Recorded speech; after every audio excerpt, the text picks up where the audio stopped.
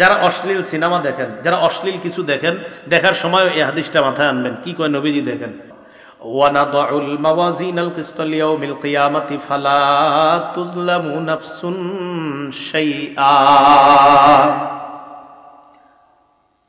আল্লাহ বলেন, আমি কিয়ামতের ময়দানে ওজনের পাল্লা কায়েম করব, মানুষের আমলনামা ওজন করার জন্য, ইনসাফ কায়েম করার জন্য। কারো প্রতি সামান্য অবিচার করা হবে না। 4 শ্রেণীর সাক্ষী কিয়ামতের ময়দানে দাঁড়িয়ে যাবে। 1 নাম্বার, জমিন সাক্ষী দিবে। এই জন্য জমিনের মধ্যে যখন আমরা চলি, সূরা মুলকের 16 নাম্বার আয়াত সব সময় মনে রাখবো। জমিনে হাঁটার সময় মনে রাখবো, আল্লাহ বলেন, আমিনতুম মান ফিস সামাই আইয়াখসিফা বিকুমুল আরদা ফাইযা হিয়া তামুর। তোমরা কি আসমানওয়ালার থেকে নিশ্চিত হয়ে গেছো যে জমিন তোমাদেরকে, জমিনের মধ্যে আসমানওয়ালা ধ্বংস করে দিবেন না, জমিনের নিচে ধসিয়ে দিবেন না, আর জমিন তোমাদেরকে নিয়ে থর থর করে কাঁপতে থাকবে। এই ব্যাপারে তোমরা নিশ্চিত হয়ে যেও না। আল্লাহ বলেন, জমিনে যখন হাঁটো, জমিনে যখন চলো, তোমরা কি নিশ্চিত হয়ে গেছো? যেমনে অহংকার করো, ভাবসাবে মনে হচ্ছে যে জমিনের নিচে আল্লাহ ধ্বংস করে দিতে পারেন না, জমিনের নিচে আল্লাহ তোমাদেরকে ধসিয়ে দিতে পারেন না, এই ব্যাপারে কি তোমরা নিশ্চিত হয়ে গেছো? বলেন, আল্লাহ চাইলে যে কোনো মুহূর্তে জমিনের একদম 1000 মাইল গর্তের নিচে আল্লাহ আমাদেরকে নিতে পারেন কিনা? তা আল্লাহ কয় নিশ্চিত হয়ে গেছো? বলেন, জমিনের নিচে ধসিয়ে দেওয়ার ঘটনা অনেক আগে ঘটছে না কিছুদিন আগেও ঘটছে? তুরস্কে বাড়ি সহ গেছে না? তো 1 নাম্বার সাক্ষী হবে জমিন। সূরা জিলজালের 4 নম্বর আয়াত আল্লাহ বলেন, ইয়াউমা ইযিন তুহাদ্দিসু আখবারাহা। সেদিন জমিন তার বৃত্তান্ত সব বলে দিবে। এটা হাদিস শুনেন খুব মনোযোগ দিয়ে। এই হাদিসটাও জমিনের উপর যখন চলবেন আর মাথায় রাখবেন। যারা অশ্লীল সিনেমা দেখেন, যারা অশ্লীল কিছু দেখেন, দেখার সময় এই হাদিসটা মাথায় আনবেন। কি কয় নবীজি দেখেন, তিরমিজি শরীফের 2429 নম্বর হাদিস।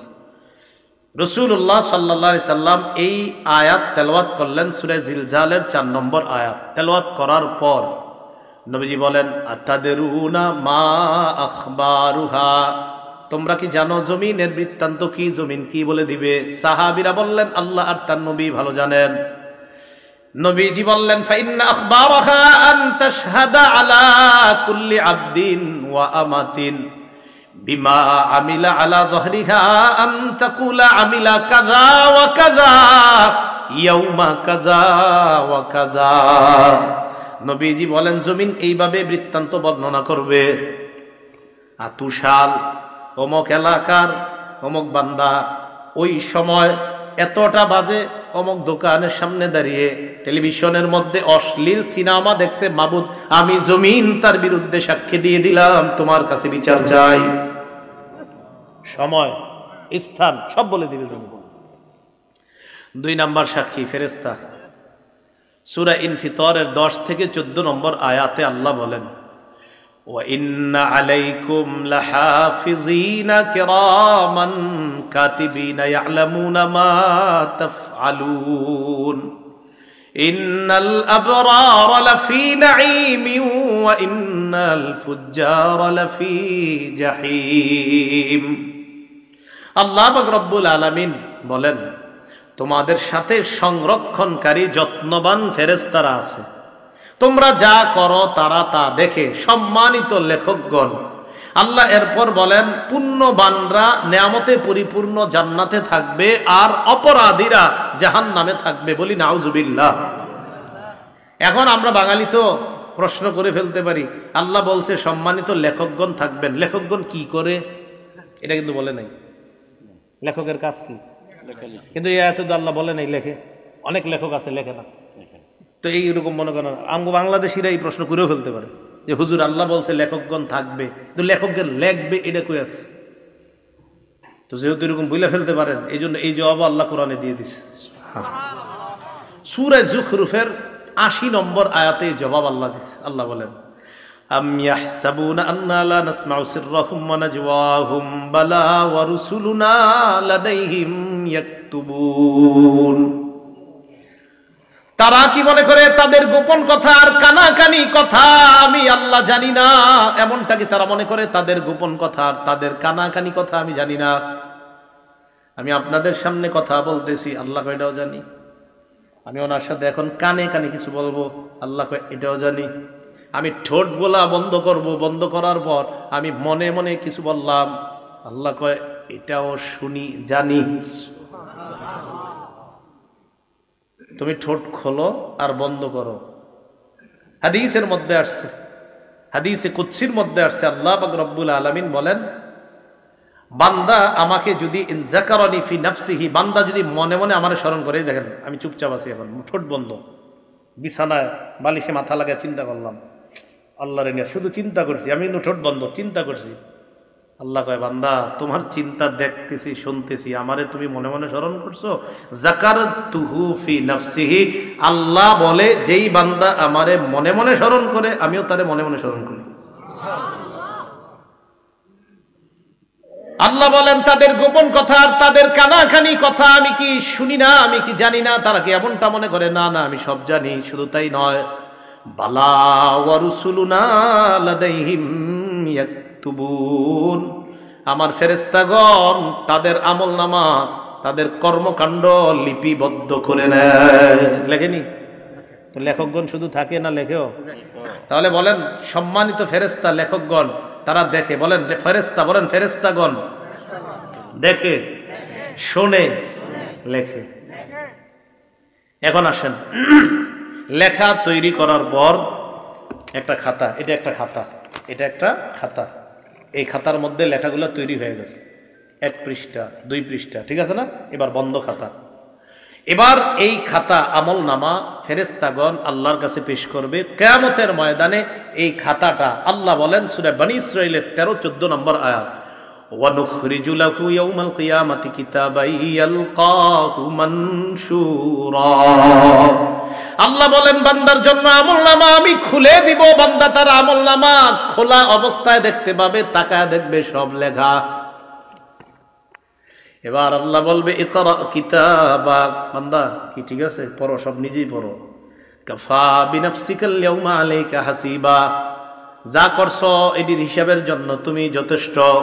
সূরা কাহাফের 49 নম্বর আয়াতে আল্লাহ বলেন বান্দা যখন আমলনামা দেখবে, দেখার পর অনেক বান্দাদের অবস্থা হবে এমন, অপরাধী যারা তাদের অবস্থা কেমন হবে? আল্লাহ বলে ওয়া তারাল মুজরিমিনা মুশফিকিনা মিম্মা ফীহ, নবী আপনি তাকায় দেখবেন অপরাধীরা তাদের আমলনামাটার দিকে তাকায় ভয় পাইতেছে, ভয়ে থরথর করে কাঁপবে আর বলবে মালি হাদাল কিতাব লা ইউগাদিরু সগীরাতান ওয়ালা কাবীরাতান ইল্লা আহসাহা। অপরাধীরা আমলনামার দিকে তাকা ভয়ে ভয়ে চোখগুলা বড় করে তাকায় বলবে সর্বনাশ, এটা কেন আমলনামা, এটা আবার কেমন আমলনামা, ছোট বড় কোনো কিছুই ছাড়ে নাই। আমি রাতের অন্ধকারে মা বাবার দৃষ্টির আড়ালে আমার রুমের মধ্যে দরজা লাগিয়ে অন্ধকারের মধ্যে একা একই একটা অপরাধ করেছিলাম, এটাও দিয়ে এখানে লেখা ইল্লা আহসাহা। বলবে এটা কেমন আমলনামা, তো সব লেখা, পুকুরে পানির নিচে ডুব দিয়ে কি করছেন সব লেখা। ওয়াজাদু মা আমিলু হাদিরা, সব পাবে। সূরা নাবার 40 নম্বর আয়াতে আল্লাহ বলেন ইয়াউমা ইয়ানজুরুল মারউ মা কদ্দামাত ইয়াদাহ, মানুষ যা আমল করছে সব দেখতে পাবে। ওয়া ইয়াকুলুল কাফিরু ইয়া লাইতানি কুনতু তুরাবা, কাফের বলবে হায় যদি আমি মাটি হয়ে যেতাম। কাফের কি বলবে? আমি যদি কি দেখা আমলনামা, বলেন কি দেখা? আসেন আগের কথায়, আমলের প্রতিদান নির্ভর করে কিসের উপর? নিয়তটা ঠিক করেন, আল্লাহ বুঝার তৌফিক দান করেন। এখন আমলনামা অপরাধী দেখে এইভাবে কাঁপতে কাঁপতে থাকবে থরথর করে। যাক, শেষ হলো এই পর্ব, দ্বিতীয় সাক্ষীর পর্ব। প্রথম সাক্ষী, দ্বিতীয় সাক্ষী ফেরেশতা। তো আজকে থেকে আমরা জমিনে চলার সময় মনে রাখবো যে জমিন আমার সাক্ষী হচ্ছে, আমি কি করছি, কোন সময়, কোন মুহূর্তে, কোন চা স্টলের সামনে দাঁড়িয়ে অশ্লীল কিছু দেখছি, কি করছি, সব জমিন সাক্ষী দিবে। 2, শুধু জমিন না, ফেরেশতারা সম্মানিত লেখকগণ এইখানে আছে, আমার সব কর্মকাণ্ড দেখতেছে, শুনতেছে, লিখতেছে। মনে থাকবে? 3 অঙ্গ প্রত্যঙ্গ, ও মনে আছে মাশাআল্লাহ আপনাদের, অঙ্গ প্রত্যঙ্গ। আচ্ছা, এবার সবাই একটু চোখ বন্ধ করেন তো আমার সাথে। করছেন? খোলেন। চোখ বন্ধ করলে কিছু দেখা যাচ্ছে? আচ্ছা, একবার একটু ভাবেন তো, আল্লাহ যদি জন্ম থেকে এই দুই চোখ না দিতেন?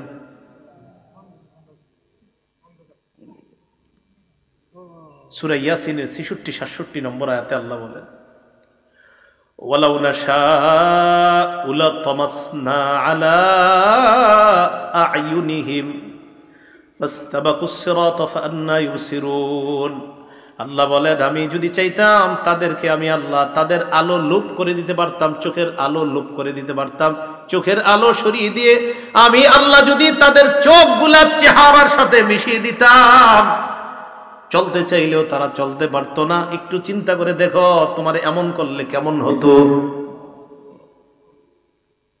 এরপরে আয়াতে বলে, ওয়ালাউ নাশাউ লামাসাখনাহুম আলা মাকানাতিহিম, আমি যদি তাদের অঙ্গগুলা বিকৃত করে দিতাম, আমি যদি তাদের চেহারা বিকৃত করে দিতাম, হাত পা অঙ্গহানি করে দিতাম। হাত যদি না থাকতো সুদের টাকা ধরতো না, পা যদি না থাকতো পা দিয়ে খারাপ কাজ করতে যাইতো না। আল্লাহ বলেন, আমি এগুলা দিলাম, তো তুমি কি করতেছো এগুলা? আমি যদি না দিতাম কি করতা? ফামাস্তাতাউ মুদিয়া, সামনেও যেতে পারতা না, ওয়ালা ইয়ারজিউন, পিছেও আসতে পারতা না, কি করতা তুমি? তখন আল্লাহ বলেন, এতগুলো আমি জিনিসগুলা দিলাম আর তুমি খারাপ কাজ করলা। সূরা ইয়াসিনের ৬৫ নম্বর আয়াতে কি বলে দেখেন, আল্লাহ তাকে কিয়ামতের মাঠে জিজ্ঞাসা করবে, আই এটা করছো ওইটা করছো? কয় না, আল্লাহ করি নাই। বলবে আল্লাহ করো নাই? না। আল ইয়াউমা নাখতিমু আলা আফওয়াহিহিম, মুখে মোহর মেরে দিবে। মোহর মারার পর আল্লাহ বলেন, ওয়া তুকাল্লিমুনা আইদিহিম, তাদের হাত আমি আল্লাহর সাথে কথা বলবে।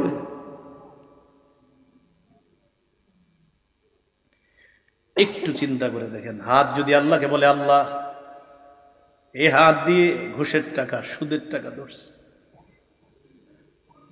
নিয়ম হলো, কেউ যদি কথা বলে এটার বিপক্ষে, কথা বলার পর ওই কথার পক্ষে সাক্ষীর প্রয়োজন হয়, তাহলে আল্লাহর সাথে হাত কথা বললো, এবার সাক্ষী কি? ওয়াতাশহাদু আরজুলুহুম বিমা কানু ইয়াকসিবুন, পা সাক্ষী দিয়ে বলবে, আল্লাহ হাত যা যা বলছে আমি পা হাতের পক্ষে সাক্ষী দিয়ে দিলাম। একটু চলেন না রাস্তা হেঁটে, একটু ভাবেন না নিজেরে যে আমার চোখ যা করবে, আমার হাত যা করবে, আমার হাত আল্লাহরে বলবে। বলার পর এরকম হতে পারে যে বান্দা কইতে পারে, আল্লাহ হাত বলছে, সাক্ষী কই? বান্দার তো মুখ বন্ধ, তো বান্দা বলতে পারে, আল্লাহ আমার হাত বলছে, হাত যে বলছে এটা সাক্ষী কই? পা বলবে আমি সাক্ষী। আরেকটু সামনে যান, দেখেন আরো কেমন আয়াত। সূরা হামিমাস সাজদা ২০-২১ নম্বর আয়াতে আল্লাহ বলেন, হাত্তা ইযা মা জাউহা, এগুলো যখন জাহান্নামের কাছে যাবে, যখন জাহান্নামে ফালাবে আল্লাহ, শাহিদা আলাইহিম সামউহুম, কান সাক্ষী দিবে, ওয়া আবসারুহুম, চোখ সাক্ষী দিবে। এরপর কি বলে দেখেন, ওয়া জুলুদুহুম বিমা কানু ইয়ামালুন, এদের চামড়াগুলাও সাক্ষী দিয়ে দিবে, চামড়া সাক্ষী দিবে। বান্দা বলবে, ওয়া ক্বালু লিজুলুদিহিম লিমা শাহিদতুম আলাইনা, বান্দা বলবে, ও চামড়া তুমিও সাক্ষী দিলা, তুমি আবার কেমনে সাক্ষী দাও? চামড়া জবাব দিবে, আনতাকানাল্লাহুল্লাযী আনতাকা কুল্লা শাই, যে আল্লাহ যারে চায় কথা বলাইতে পারেন, ওই আল্লাহ আমি চামড়াকে কথা বলার ক্ষমতা দিয়ে দিছেন। কিছুক্ষণের জন্য ভাইবা দেখেন, এই হাত, এই পা, এই চোখ, এই চামড়া আপনার শত্রু। কিছুক্ষণের জন্য ভাবেন, কেমনে? যদি আপনি খারাপ কাজ করেন তো এরাই আপনার বিরুদ্ধে সাক্ষী দিবে, এরাই কথা বলবে। আপনি অন্য সাক্ষীর কি দরকার? কথার কথা, জমিনের সাক্ষীর কথা শুনলেন, ফেরেশতাদের কথাও শুনলেন, তো এদেরকে রাখেন না, আপনার সাথেই তো সাক্ষী ঘুরতেছে। এই যে আমার হাত, পা, চামড়া সবই তো সাক্ষী। এই হলো তৃতীয় সাক্ষী। চতুর্থ সাক্ষী, প্রধান সাক্ষী, একমাত্র সাক্ষী, যার অন্য কোনো সাক্ষী দরকার ছিল না, তিনি কে? কিন্তু আল্লাহর সিস্টেম সবকিছু করেন। আল্লাহর এটা পদ্ধতি, সিস্টেম, যে দেখো বান্দা, আমি তোমার উপর কোনো জুলুম করছি না, তুমি যা করছো এ তোমার হাত সাক্ষী দিচ্ছে, তুমি যা করছো ফেরেশতা সাক্ষী দিচ্ছে, তুমি যা করছো জমিন সাক্ষী দিচ্ছে। বান্দা, আমি তোমার উপর কোনো জুলুম করি নাই, এগুলো আমার দরকার ছিল না, আমি আল্লাহর। আরে সাক্ষী হিসাবে আমি আল্লাহই তো যথেষ্ট, আমি তো দেখতেছি তুমি কি করো আর না করো। সূরা হামিমাস সাজদা আল্লাহ বলছো, আওয়ালাম ইয়াকফি বিরাব্বিকা আন্নাহু আলা কুল্লি শাইইন শাহীদ, তোমার এতটুকু কি যথেষ্ট না যে তোমার কর্মকাণ্ডের ব্যাপারে সবচেয়ে প্রধান সাক্ষী আল্লাহ? আর কি সাক্ষী তুমি চাও? আল্লাহ তো সব সময় তোমাকে পর্যবেক্ষণ করতেছে তুমি কি করো আর না করো। তো অন্যগুলো তুমি বাদ দাও। সূরা আলী ইমরানের 5 নম্বর আয়াতের অনুবাদটা বলবো। এই অনুবাদটা আপনারা ডেইলি কয়েকবার একজন আরেকজনকে বলবেন, নিজের বিবিরও বলবেন, পরিবারের ছেলে মেয়েদেরকে কয়েকবার পারলে শোনাবেন। আয়াতটা পড়ি, এরপরে অনুবাদটা বলবো। আল্লাহ বলেন, ইন্নাল্লাহা লা ইয়াখফা আলাইহি শাইউন ফিল আরদি ওয়ালা ফিস সামা। বলেন আমার সাথে, নিশ্চয়ই আল্লাহর কাছে আসমান জমিনের কোনো কিছু গোপন থাকে না। সন্তান কলেজে যাইতেছে, বলে দিবেন, বাবা আল্লাহর কাছে আসমান জমিনের কোনো কিছু গোপন থাকে না, গোপনে কিছু করো না। মেয়েটা যাইতেছে, বালেগা হয়ে গেছে, বাহিরে যাওয়ার সময় বলে দিবেন, মা আমি বাবা আছি, তোমার মা আছে, হয়তো আমরা তোমার সামনে থাকি, তুমি কিছু করো না, হয়তো আমাদের অগোচরে তুমি কোনো অন্যায় করতে পারো, তবে একটা কথা মনে রাখো, আল্লাহর কাছে আসমান জমিনের কোনো কিছু গোপন থাকে না। তুমি যা করবা ভালো করো, এটাও আল্লাহর কাছে জানা আছে আল্লাহর। তুমি যদি খারাপ করো, এটাও আল্লাহর জানা আছে। আল্লাহর কাছে কোনো কিছু গোপন না। তুমি যা যখন যেভাবে করো সব আল্লাহ জানে। এই আয়াতটা প্রতিদিন কয়েকবার একজন আরেকজনে শোনাইবেন অনুবাদটা, যে সূরা আলী ইমরানের 5 নম্বর আয়াতে আল্লাহ বলে দিয়েছেন, নিশ্চয়ই আল্লাহর কাছে আসমান জমিনের কোনো কিছু গোপন না। আমার দিকে সবাই তাকান, একটু চোখের দিকে। এই চোখ সামনের দিকে তাকায় রয়েছে, মাঝে মাঝে আর চোখে অন্য কিছু দেখি, এরকম হয় না? আরে হয় কিনা? মনে করেন তাকায় রয়েছে, কিন্তু আর চোখে কিছু দেখে ফেললাম, আবার চোখ সরে ফেললাম। আল্লাহ বলে, ইয়ালামু খাইনাতাল আয়ুন, এই বান্দা তুমি যে চোখের খেয়ানত করলা না, এই যে ঠুস করে কি একটা করলা, এটা আমি জানি। তুমি কি করো? আরে তুমি করোটা কি? আল্লাহ আমাদেরকে বুঝার তৌফিক দান করেন। এখন আমার আমল নামা আমাকে দেওয়া হবে, সাক্ষীদের কাজ শেষ। এবার হয়তো ডান হাতে হতে পারে আমল নামা, না হয় বাম হাতে। আল্লাহ বামপন্থী থেকে এই মুহূর্তে আমাদের কারো নাম থাকলে আল্লাহ যেন কেটে দেয়। ডান হাত ওয়ালা যাদের আমল নামা আল্লাহ ডান হাতে দিবে, তাদের কাতারে আমাদের সবার নাম যেন আল্লাহ এখনই লিখে দেয়। সম্ভব না, সম্ভব না, এক মুহূর্ত জাহান্নামের আযাব সহ্য করা সম্ভব না। সূরা হাক্কার 19 থেকে 31 নম্বর আয়াতে আল্লাহ বলেন, ফাআম্মা মান উতিয়া কিতাবাহু বিয়ামিনিহি, আমল নামা ডান হাতে দেওয়া হবে যাদের একদল। তো দেওয়ার পর পরীক্ষার রেজাল্ট ভালো হইলে কি করেন? খুশিতে আরেকজনকে নিয়ে দেখান, আব্বা দেখেন, এই সেই। আমল নামা ডান হাতে পাওয়ার পর সে দৌড়ে পরিচিত জনদের কাছে যাবে, যাওয়ার পর বলবে, ফায়াকুলু হা উমকরাউ কিতাবিয়া, পরিচিত জনদেরকে বলবে, যে দেখো আমল নামা আমার পেয়ে গেছি, একটু তোমরাও পড়া দেখো, আল্লাহ আমারে পাশের খাতায় নাম দিয়ে দিছে, তোমরা একটু পড়া দেখো, আমি পাশ, আমার ডান হাতে দিয়ে দিছি। একটু চিন্তা করেন যে আল্লাহ যেন আমারে এটাই করে কিয়ামতের মাঠে, আমাদের সবাই যেন এটাই করে। তো এটা বলার পর ওই বান্দার আমল নামা ডান হাতে দিবে, দেওয়ার পর বান্দা বলবে, ইন্নী জানান্তু আন্নী মুলাকিন হিসাবিয়া, জানো আমি বিশ্বাস করেছি দুনিয়াতে থাকতে যে আজকের এই হিসাবের মুখোমুখি আমার হতে হবে, এই বিশ্বাস আমার ছিল। আলহামদুলিল্লাহ, হিসাব নেওয়ার পর আমার রব আমার ডান হাতে আমল নামা দিছে। তো এটা হওয়ার পর আল্লাহ বলে, ফাহুয়া ফি ঈশাতির রাদিয়া, সন্তুষ্টজনক অনন্তকালের আরাম আয়েশের মধ্যে ওই বান্দা অবস্থান করবে। ফি জান্নাতিন আলিয়া, উচ্চ জান্নাতের মধ্যে। কেমন জান্নাত? কুতুফুহা দানিয়া, এত সুন্দর বাগানের মধ্যে থাকবে, যেই বাগানের ফল ওই জান্নাতি পারবে আর খাবে। আরে না না, পারাও তো একটা কষ্টের ব্যাপার। আমি কি জান্নাতে তারে কষ্ট করার জন্য দিছি না? আমার বান্দার ফল খাইতে মন চাবে, ফলটা তার মুখের কাছে চলে আসবে। এখন দেখেন কি কয় পরে, কুলু ওয়াশরাবু হানিআম বিমা আসলাফতুম ফিল আইয়ামিল খালিয়া। এরপর তাকে বলা হবে, বান্দা খাও, পান করো, স্বাচ্ছন্দ্যে আরামে যেমনে মন চায় খাও। দুনিয়াতে কিছুদিন কষ্ট করেছিলা, রাতে শীতের রাত ল্যাপটা ফালায়া দেয়া মসজিদে ফজর করেছিলা, রাতে ঝড় বৃষ্টি হচ্ছে, তুমি সবাই না গেল, তুমি গিয়েছিলা মসজিদে, গিয়ে দেখছো শুধু ইমাম মুয়াজ্জিন আর 2-1 আছে, মাশাআল্লাহ তুমিও গিয়েছিলা বান্দা, একটু কষ্ট করেছিলা, 40 বছর 50 60 বছর, হ্যাঁ কষ্ট করেছিলা তো করেছিলা, তো এখন তুমি গাছ থেকে পাইরা ফল খাবা মানি না? না, তোমার যেভাবে যখন যেমনে মন চায়, শুধু মন চাইবে, আসতে দেরি হবে না, বাস। তুমি ফেলে আসা জীবনে যা করেছো এর প্রতিদান আমি আল্লাহ তোমাকে দিয়ে দিলাম। এলো ডান হাতের আমল নামা। ও আম্মা মান উতিয়া কিতাবাহু বিশিমালিহি, সাক্ষীদের সাক্ষী নেওয়ার পর আরেক দল মানুষের আমল নামা বাম হাতে দেওয়া হবে। বাম হাতে দেওয়ার পর ওই বান্দা বলবে, ইয়া লাইতানি লাম উতা কিতাবিয়া, হায় আমার আমল নামাটা যদি আমাকে দেওয়া না হতো। পরীক্ষায় ফেল করার পর অনেকে চিন্তা করে, হায় যদি আমার এই পরীক্ষার রেজাল্টটা নাই জানতাম, আহারে এই পরীক্ষাটা যদি কোনো মতে বাদ হয়ে যেত, এটা পরীক্ষা দিছে ভালো হয় নাই, তো চিন্তা করে এটা যদি কোনো মতে বাদ হয়ে যেত, ঘোষণা করতো যে এই পরীক্ষা আবার দিতে হবে। কিয়ামতের ময়দানে বান্দা আমলনামা দেখবে, বাম হাতে দেখার পর বলবে, ইয়া লাইতানি লাম উতা কিতাবিয়া, আমার আমলনামা যদি আমাকে দেওয়া না হতো। ওয়ালাম আদরি মা হিসাবিয়া, আমার হিসাবটা যদি আমি জানতে না পারতাম। ইয়া লাইতাহা কানাতিল কাদিয়া, হায় মরণ যদি আমার শেষ ফয়সালা হতো, মানে মরার পর যদি আমি মাটি হয়ে যেতাম, আর যদি এখানে আসতে না হতো তাহলে তো সব হয়ে যেত বা বেঁচে যেতাম। তখন কি বলবে জানেন? মা আগনা আন্নি মালিয়া, আমার কত টাকা পয়সা ছিল কোনো কাজে আসলো না। হালাকা আন্নি সুলতানিয়া, আমার কথায় মানুষ উঠতো বসতো, এটাও কাজে আসলো না, চলে গেল। আল্লাহ বলবেন, খুজু, ফেরেশতাদেরকে বলবেন ধরো,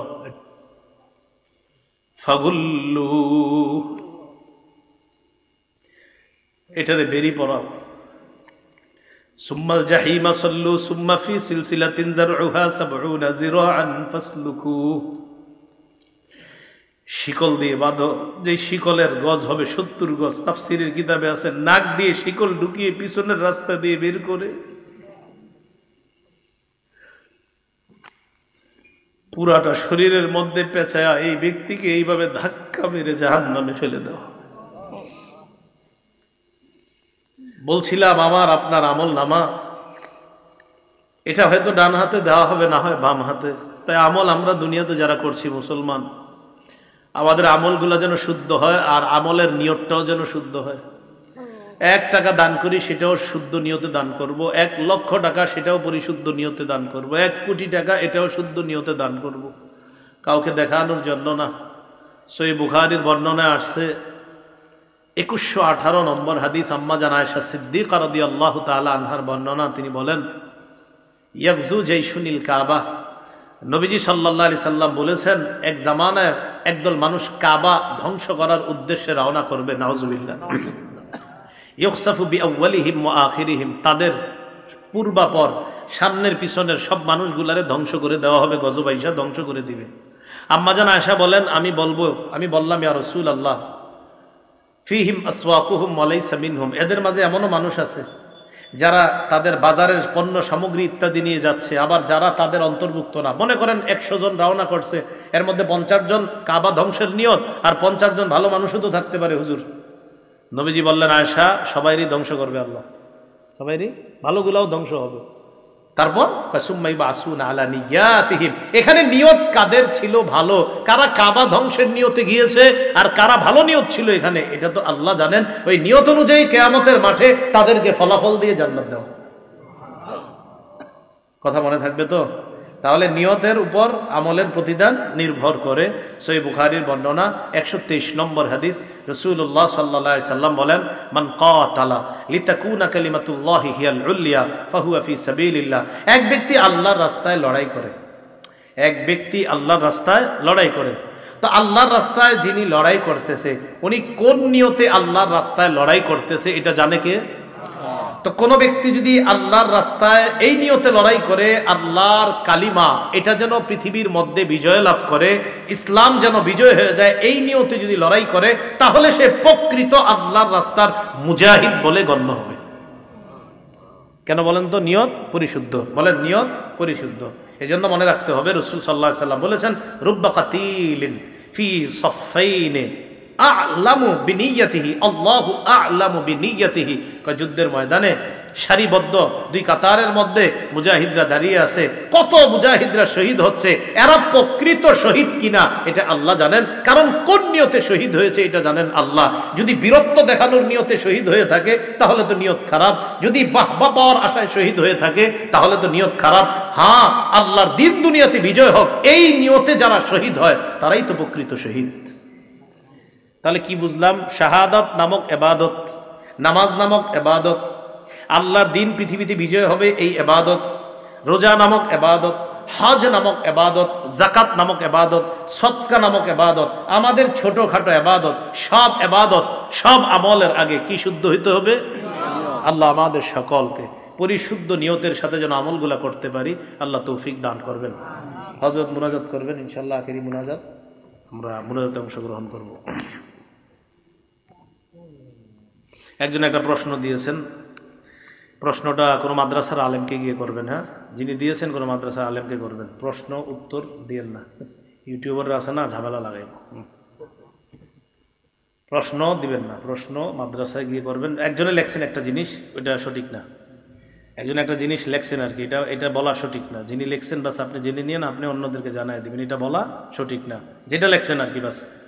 আবার আরেকজনে দেখেন না কিন্তু, যে আমি লিয়ে নিলাম, এটা যেটা লেখছেন এখানে এটা সঠিক না, যে বিষয়টা ওনারা বলে দিবেন, অনেকে জানে না তো এই জন্য বলে ফেলে, তো এটা সঠিক না, এই বিষয়টা এখানে সঠিক না, এটা বলাও ঠিক না, এটা করাও ঠিক না, এটা সঠিক না, এই বিষয়টা তো যিনি জেনে জানার জন্য দিয়েছেন নিশ্চয়ই আপনি কোথাও দেখছেন এটা বলে, বাস তাদেরকে জানিয়ে দিন ভাই এই কথাটা সঠিক না, ঠিক আছে না? ইনশাল্লাহ আমরা কোনো ফেতনায় যাব না। তো ঠিক আছে, হুজুর ইনশাল্লাহ দোয়া করবে।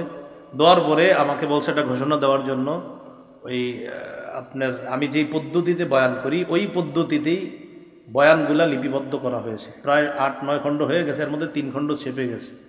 তো 2 খণ্ড মানে দ্বিতীয় আর তৃতীয় খণ্ড প্রকাশনী থেকে এরা মনে নিয়ে এসেছে, মনে হয় সামান্য কয়েকটা আছে, 10-12টা হয়তো আছে বা কম বেশি হতে পারে, আপনাদের কারো লাগলে নিয়ে নিতে পারেন। দ্বিতীয় খণ্ডে সুদ সম্পর্কে, হালাল হারাম সম্পর্কে, আর তৃতীয় খণ্ডটা হলো স্বামী স্ত্রীর একদম দাম্পত্য জীবন পূর্ণ অধিকার, যে কোরআন হাদিস সম্বলিত একজন স্ত্রী স্বামীর কাছে কতটা অধিকার পাওনা আর একজন স্বামী তার স্ত্রীর কাছে কতগুলো অধিকার পাওনা, এই বিষয়ে এখানে একদম বিস্তারিত কোরআন হাদিসের আলোকে।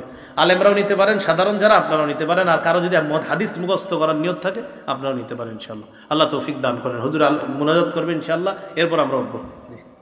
আসসালামু আলাইকুম ওয়া রাহমাতুল্লাহ।